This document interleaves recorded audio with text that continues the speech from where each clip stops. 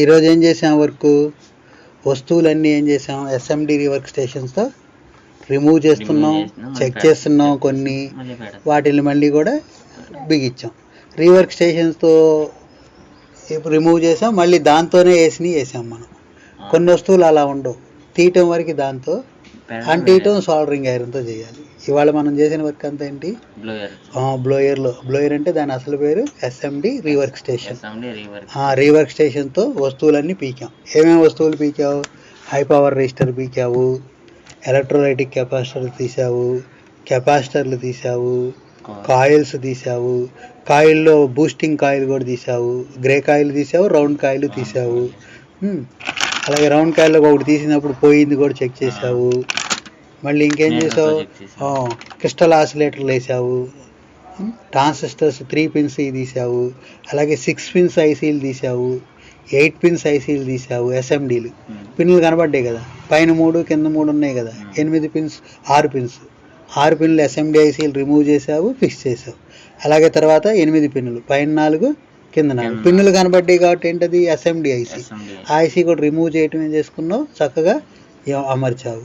అలాగే 8 పిన్స్ తర్వాత ఏం చేసావు, ఎక్కువ పిన్నులు ఉన్నాయి ఎస్ఎండిలోనే ఎక్కువ పిన్నులు, 4 వైపులా పిన్నులు ఉన్నాయి కదా, ఈ ఐసీ అలా 4 వైపులా ఉన్నాయి వేసావు కదా, 4 వైపులా ఎస్ఎండిపిఏ. ఈ కూడా ఏం చేసావు, ఒక చిన్న సైజు 4 వైపులు ఉన్న ఎస్ఎండి ఐసీని వేసావు, కొంచెం పెద్ద సైజు కూడా 4, అంటే ఓల్డ్ నుంచి న్యూ దాకా ప్రతిదీ వేసుకొచ్చాం. కాబట్టి ఈ ఎస్ఎండి వేసినప్పుడు వాటికన్నా కొంచెం టైం పట్టింది, ఎందుకని 4 వైపులా ప్లేస్ సెట్ చేసుకోవాల్సి వచ్చింది కదా, అవునా. ఇప్పుడైతే మనం మ్యాగ్నిఫైర్లు ఏం వాడకుండానే వేసాం ఇంతవరకు. దీనివరకు ఏం చేసాం, కొంచెం ఫోటో తీసుకున్నాం, మ్యాగ్నిఫైర్ యాప్లో జూమ్ చేసి చూసుకున్నాం. ఎందుకని పైన కింద సెట్ అయితే లెఫ్ట్ టు రైట్ సెట్ అవ్వట్లా, అవునా. లెఫ్ట్ టు రైట్ సెట్ అయితే పైన కింద అంటే 4 వైపులా కరెక్ట్గా పిన్ మీద పిన్ పడితేనే కరెక్ట్గా వచ్చింది. అలా పిన్ మీద పిన్ సెట్ అయ్యేదాకా పెట్టుకొని వేసాం.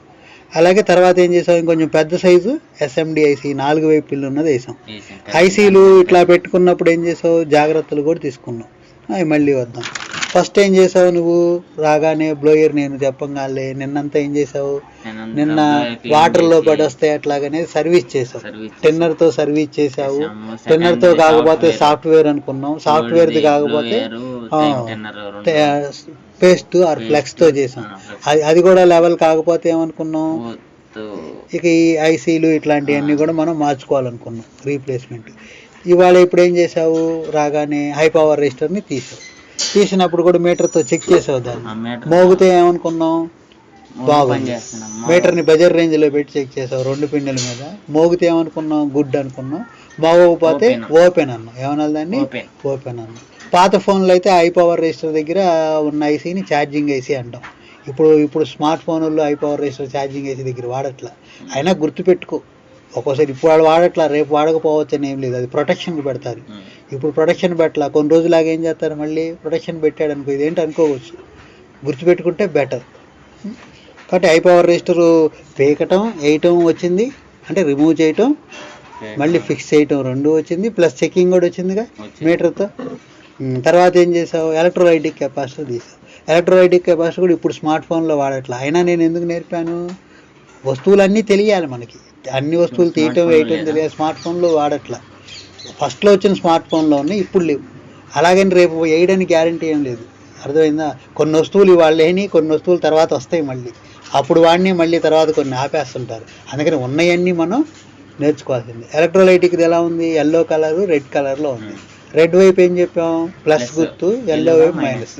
కాబట్టి అది అమర్చేటప్పుడు ఏంటి, జాగ్రత్తలు చెప్పాం. హై పవర్ రెసిస్టర్ అయితే ఏం చేసాం, ఎటేసినా ఒకటే అన్నాం.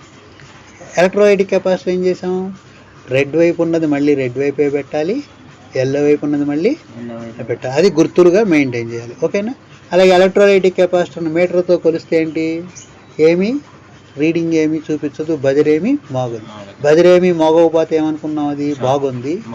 బజర్ కనుక మోగితే షార్ట్ అన్నాం. ఇంతకుముందు హై పవర్ రెసిస్టర్ ఏం చెప్పాం, మోగితేనేమో గుడ్డు, మోగకపోతే ఓపెన్. ఇదేమో మోగకపోతే గుడ్డు, మోగితే షార్ట్. షార్ట్ అంటే 2 పాయింట్లు కలిసిపోయినాయి అన్నమాట. మళ్ళీ సర్క్యూట్ అప్పుడు చెప్తా కదా, ఓపెన్ అంటే ఏంటి, షార్ట్ అంటే క్లారిటీగా. ఇప్పుడు ముందు అసలు అనాల్సినవి. తర్వాత ఏం చేసావు, కాయిల్స్ చూసావు. కాయిల్స్లో ఏం చేసావు, గ్రే టైప్ కాయిల్స్ ఓపెన్ చేసావు, రిమూవ్ చేసావు, ఫిక్స్ చేసావు. ఆ కాయిల్ని ఎలా చెక్ చేసావు, అది కూడా బజర్ మోగితే ఏమైంది, గుడ్. బజర్ మోగకపోతే ఓపెన్ అయింది. చూసాం ఆ కాయిల్ వేయటం గ్రే కలర్ కదా, కొంచెం పెద్ద సైజు ఉన్నాయి, చిన్న సైజు ఉన్నాయి. తర్వాత ఏమైంది కాయిల్లోనే బూస్టింగ్ కాయిల్ అనేసాం, రౌండ్ కాయిల్. ఏం చేసాం, రౌండ్ కాయిల్.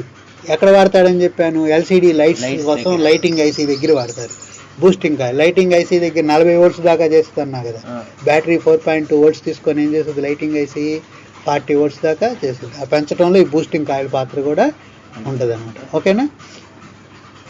ఈ బూస్టింగ్ కాయిల్ మనం పీకినప్పుడు చూసావుగా, 3 కాయిల్స్ పీకావు నువ్వు, రిమూవ్ చేసావు. అందులో ఒక కాయిల్ ఏమైంది, బజర్ మోగలేదుగా.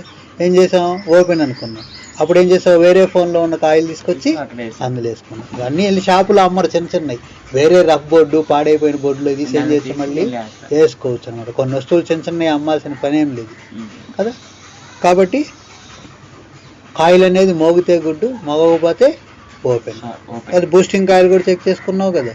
కాబట్టి హై పవర్ రెసిస్టర్ చేసావు ఫస్ట్, ఎలక్ట్రోలైటిక్ కెపాసిటర్స్ 4-5 రిమూవ్ చేసావు, ఫిక్స్ చేసావు. కెపాసిటర్స్ 4-5 రిమూవ్ చేసావు, ఫిక్స్ చేసావు. ఒకసారి 6-7 కూడా పీకావు కదా, ఒకసారి 6-7 పెట్టి గ్రూప్గా కూడా వేసావు కదా. అలాగే కాయిల్స్ 2 ఒకేసారి తీసి వేసావు, రౌండ్ కాయిల్స్ మార్చావు, పోయింది తీసి కొత్తది వేసావు. తర్వాత ఏం చేసావు, క్రిస్టల్ ఆసిలేటర్ వేసావు.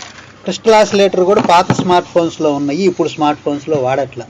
నెట్వర్క్ ఇప్పుడు వాడట్లా, రేపు వాడచ్చు.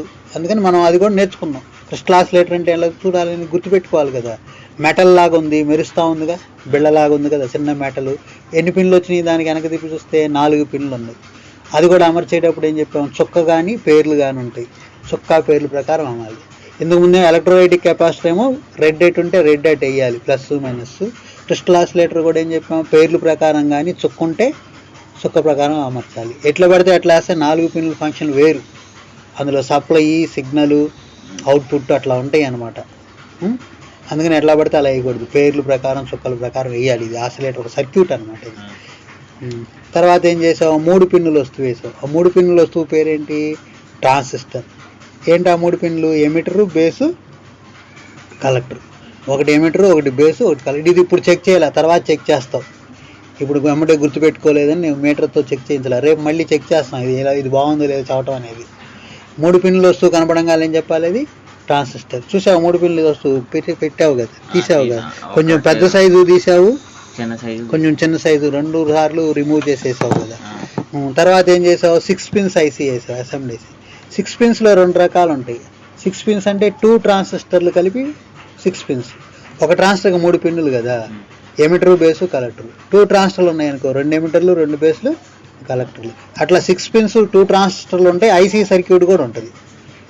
ఇప్పుడు నువ్వు 6 పిన్స్ వరకు రిమూవ్ చేయటం వచ్చింది, 8 వచ్చింది. అవి కూడా కొంచెం పెద్ద సైజు వేసావు, కొంచెం చిన్న సైజు. తర్వాత 8 పిన్నులు ఐసీలు వేసావు, SMD ఐసీలు. అటువైపు 4 కనపడ్డి, ఇంకోవైపు 4. వీటికి కూడా ఏంటి, చుక్కలు. 6 పిన్స్కి అయినా చుక్క గుర్తుపెట్టుకున్నావు, పేరు గుర్తుపెట్టుకున్నావు. 8 పిన్లకైనా చుక్క కానీ పేరు కానీ గుర్తుపెట్టుకొని అదే డైరెక్షన్లో వేయాలి. రాంగ్ డైరెక్షన్లో వేస్తే ఏమైంది, పని చేయదు అది. అది చూసుకోవాలి. ఈ 8 పిన్స్ ఐసీ కూడా అదివరకు ఫోన్లు అన్నింటిలో కూడా ఛార్జింగ్ ఐసీ. 8 పిన్ల ఐసీ అంటే ఏంటి అర్థం, ఛార్జింగ్ ఐసీ ఉంటుంది. అలాగే 6 పిన్నులకు కూడా ఏముంటుంది, ఛార్జింగ్ ఐసీకి వాడతారు. అలాగే కొన్ని స్మార్ట్ ఫోన్లో కూడా 6 పిన్నులు ఛార్జింగ్ ఐసీ, 8 పిన్నులు ఛార్జింగ్ ఐసీ ఉంటుంది. అది ఇప్పుడు పీకిన SMDలు కొత్తవి వచ్చినాయి అన్నీ కూడా BGAలు. ఆ పిన్నులు నీకు కనపడవు, ఎక్కడ ఉంటాయి, అడుగున ఉంటాయి. చిన్న సైజు ఉంటుంది, అడుగున. ఇప్పుడు చిన్న సైజు ఐసీ కూడా పీకుతావు. ఓకేనా. 8 పిన్స్ SMD ఐసీ పీకిన తర్వాత ఏం చేసావు, ఇది 4 వైపులా ఉన్న పిన్నులు ఉన్న SMD ఐసీలు పీకావు. ఆ 4 వైపులో ఉన్న SMD ఐసీలు పీకినప్పుడు ఇంతకుముందు అన్ని కొంచెం జాగ్రత్తగా కంటితో చూస్తేనే వేసేసాం. ఇక్కడికి రాగానే ఏం చేసాం, 3.0 కళ్ళజోడు వాడాము, జూమ్ కోసం రీడింగ్ గ్లాస్ వాడాము. పెద్దగా కనపడిందిగా, అది కూడా చాలలేదు అనుకున్నప్పుడు ఏం చేసాం, మ్యాగ్నిఫైర్తో ఫోన్లో మ్యాగ్నిఫైర్ యాప్ వేసుకొని తీసాం. ఇంకా డబ్బులు ఉంటే ఏం చేస్తున్నాం, లేటెస్ట్ 15,000 పెట్టి టెక్నీషియన్ మెకానిక్ మైక్రోస్కోప్ అని అమ్ముతున్నారు, దాన్ని పెట్టి కూడా చూసుకోవచ్చు. కాదు దాంట్లో 10 నిమిషాలు వేసామనుకో, ఇందులో విడిగా నువ్వు చూస్తే ఏది 15 నిమిషాలు వేస్తావు, అంతే తేడా. డబ్బులుంటే 15,000 పెట్టి కొనుక్కోవచ్చు.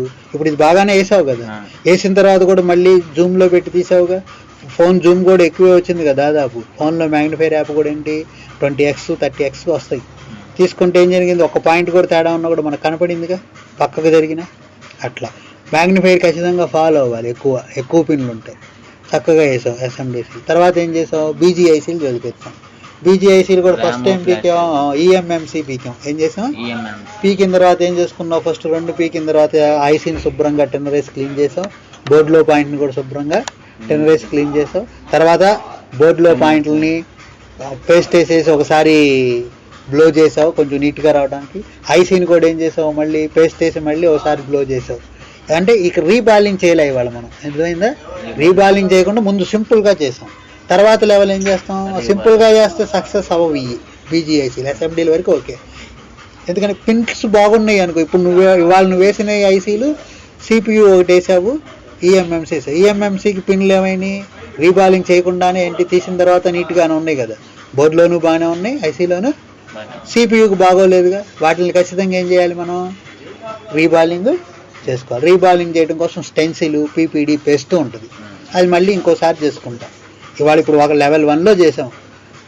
ఏం చేసాం, ఎస్ఎండి రివర్క్ సెషన్ అంతా లెవెల్ 1లో చేసాం. ఇంకోసారి ఏం చేస్తాం, ఇంకో రోజు మళ్ళీ లెవెల్ 2 హై లెవెల్లో ఇంకా క్లారిటీగా, ఇంకా బాగా, ఒక పాయింట్ కూడా తేడా రాకుండా ఈ ఈఎంఎంసీ ఐసీలు, సిపియులు, బీజీఐసీలు, ఛార్జింగ్ ఐసీలు, లైటింగ్ ఐసీలు ఎలా వేసుకోవాలనేది చూస్తాం.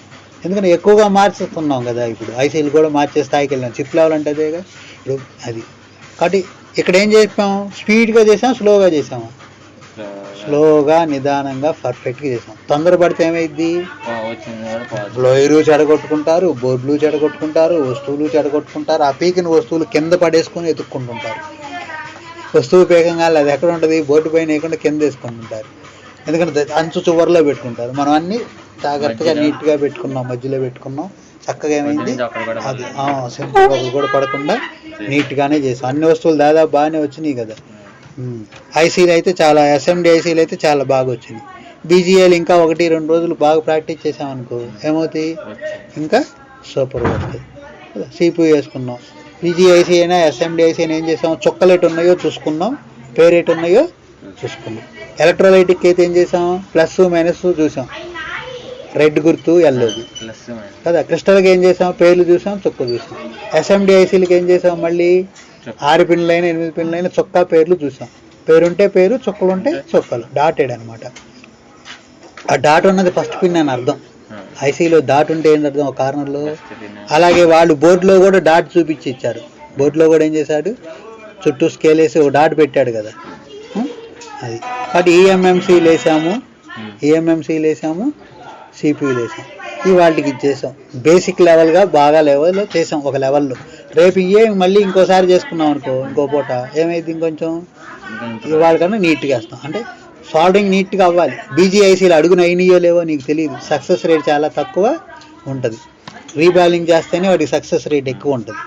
ఎస్ఎండిఐసీలు వాటికి రీబాలింగ్తో పని ఏం లేదు, మామూలుగానే కనబడుతుంటాయి కదా. కాబట్టి ఇప్పుడు వాళ్ళు చేసిన లెసన్ అంతా గుర్తు తెచ్చుకో. ఇప్పుడు పాఠాలుగా ఎక్కువ లేవు కదా, మీటర్తో చేసిన కొంచెమే. మొన్న చెప్పిన పాఠాలు గుర్తుపెట్టుకో. ఏంటి, వస్తువులు, మెమరీ కార్డు, బ్యాటరీ వోల్టేజ్లు, ఏ వస్తువు ఏ సెక్షన్కి ఉంది, స్పీకర్ ఏ ఐసీకి సంబంధం, రిసీవర్ ఏ ఐసీకి సంబంధం, అవి ప్లస్ ఇవాళ చేసిన ఎస్ఎండి రివర్క్కి గుర్తుపెట్టుకుంటే రేపు మళ్ళీ వేరే చూద్దాం. ఇప్పుడు చెప్పినవి ఏమన్నా అర్థం కాలేదనుకో, ఇప్పుడు చెప్పినవి అన్నీ కూడా రికార్డెడ్ ఉన్నాయి కదా. ఆ ఆడియోస్ అన్నీ కూడా యూట్యూబ్లోకి వెళ్ళి మళ్ళీ ఇయర్ ఫోన్ పెట్టుకొని నేను ఫస్ట్ నార్మల్ స్పీడ్లో విను. అలవాటు అయిన తర్వాత 1.25, 1.5 అంటే అంత టైం కేటాయించక్కర్లేదు. అది అరగంట కేటాయించగలరు. మనకు వచ్చినాయే కాదు. రాని పాఠాలు వినవాగు, యూట్యూబ్లో అన్నీ ఉన్నాయి మనకి. ముందే రాని పాఠాలు, ముందు మనకు నేర్చుకున్నవి అవి బాగా రావాలి, తర్వాత వస్తాయి, అన్నీ వస్తాయి.